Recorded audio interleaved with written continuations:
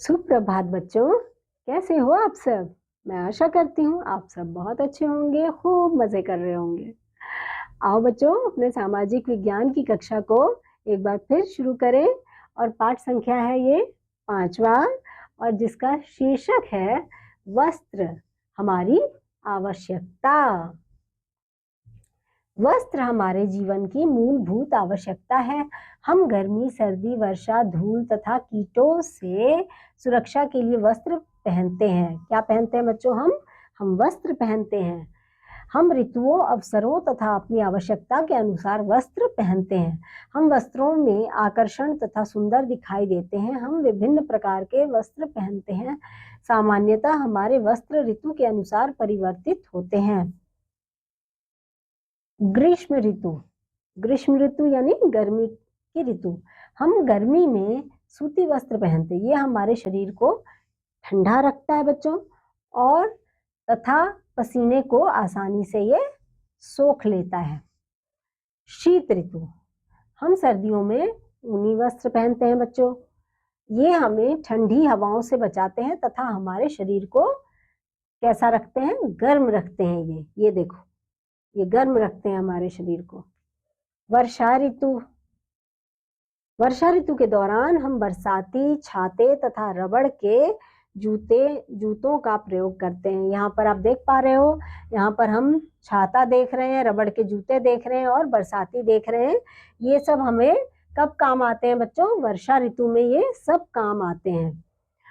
अन्य देशों में पहने जाने वाले वस्त्र, अलग अलग देशों में बच्चों लोग अलग अलग प्रकार के वस्त्र पहनते हैं।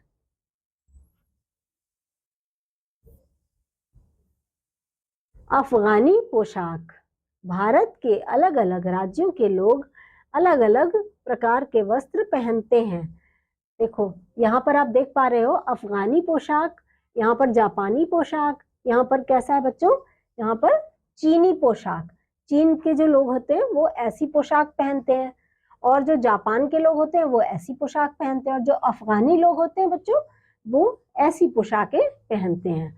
भारत के अलग अलग राज्यों के लोग अलग अलग प्रकार के वस्त्र पहनते हैं। जैसे कि बच्चों यहाँ पर आप देख पा रहे हो, पंजाब के लोग ऐसी पोशाक पहनते हैं, राजस्थान के लोग ऐसे पोशाक पहनते हैं, नागालैंड के लोग ऐसे पहनते हैं और असम के लोग ऐसा पहनते हैं और महाराष्ट्र के लोग ऐसा पहनते हैं और कश्मीर के लोग ऐसा वस्त्र पहनते हैं बच्चों।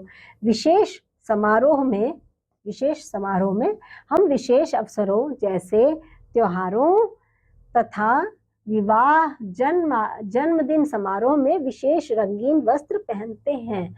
इन वस्त्रों को समारोह में पहने जाने वाले वस्त्र भी कहते हैं।